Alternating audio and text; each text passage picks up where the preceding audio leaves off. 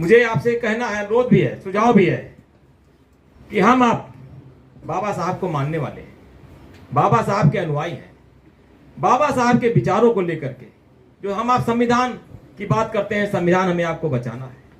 साथियों, संविधान हमारा खतरे में है। 2024 का चुनाव हुआ है, संविधान खतरे में है। 2029 तक, तब तक हम दिल्ली की कुर्सी पर काबिज नहीं होंगे, संविधान तब तक खतरे में रहेगा साथियों। तो हमें आपको संघर्ष करते रहना।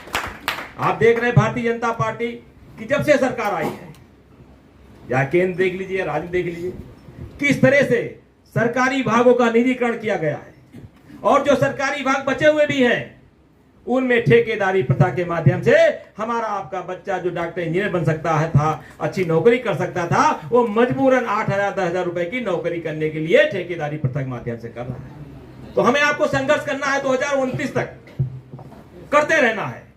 क्यों करना है?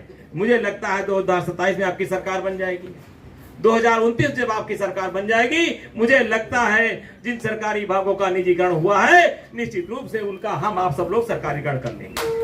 जब सरकारीकरण कर लेंगे तो निश्चित रूप से हम आपका भाई, बेटा, बहन, सभी लोग जितनी जिसकी भाग्य हिस्सेदार, जिसकी आबादी उतनी इसकी भागीदारी, हिस्सा मिलेगा। क्योंकि भारतीय जनता पार्टी नहीं चाहती है। आप जरा कल्पना करिए, आज हम माइक पकड़े हुए हैं, हम आप जैसे जहां कुर्सियों पर बैठे हुए हैं, कि बाबा साहब की जो व्यवस्था थी, जो आरक्षण की व्यवस्था थी, आरक्षण की बदौलत हमारे बहुजन समाज का बच्चा चपरासी बना, और चपरासी बन करके लखनऊ या किसी जिस शहर में आया, रहने लगा, वहां छोटा सा 300 स्क्वायर फीट का या 200-500 स्क्वायर फीट का मकान खरीदा। उस चपरासी ने, बेचारे ने मेहनत कर करके अपने बच्चों को बाबू बनाया। किसके? बाबा साहब द्वारा दिए गए आरक्षण की बदौलत अपने बच्चों को बाबू बनाया। वो जो बच्चे उसके बाबू हुए, उन जो बच्चे बाबू हुए, वो बाबू जो बच्चे हुए, उन बच्चों उसने भी अपने बच्चों को पढ़ा लिखा करके आरक्षण की बदौलत डॉक्टर इंजीनियर बनाया। और जो डॉक्टर इंजीनियर हुए, वो डॉक्टर इंजीनियर जो हुए, डॉक्टर इंजीनियर भी अपना मकान, अपना आवास नगरों में बनाए। और वो डॉक्टर इंजीनियर अपने बच्चों को पढ़ा लिखा करके IAS IPS बनाया कि नहीं? बताइए, बनाया। अब भारतीय जनता पार्टी ने क्या किया कि आपको IAS IPS बना दिया, लेकिन बैक टू पवेलियन, आप जहां से आए थे आप वहां चले जाए। तो साथियों, वे चलने वाला नहीं है।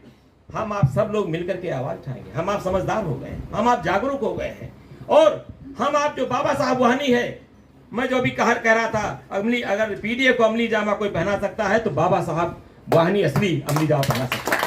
और हमें आपको क्षेत्र में जाकर के जनता के बीच में हमें बताना है, हमें भारतीय जनता पार्टी सारी कमियां बताना है, और भारतीय जनता पार्टी से क्या खतरा हमारे समाज को खत्म करने का काम कर रही है।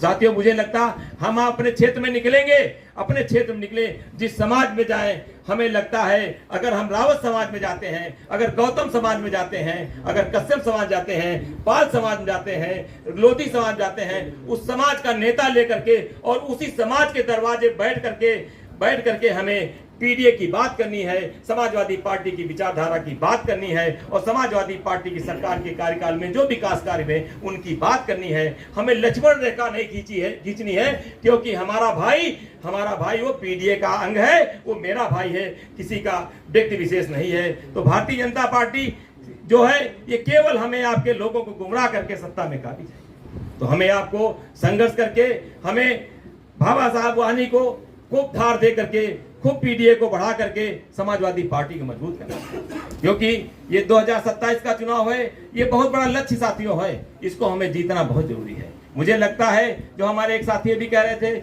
हम 300 सीट जीतेंगे, हमें लगता है हम आप अगर मेहनत कर लेंगे, हम बहुजन समाज को जगा ले जाएंगे, निश्चित रूप से 300 हम पार कर ले जाएंगे।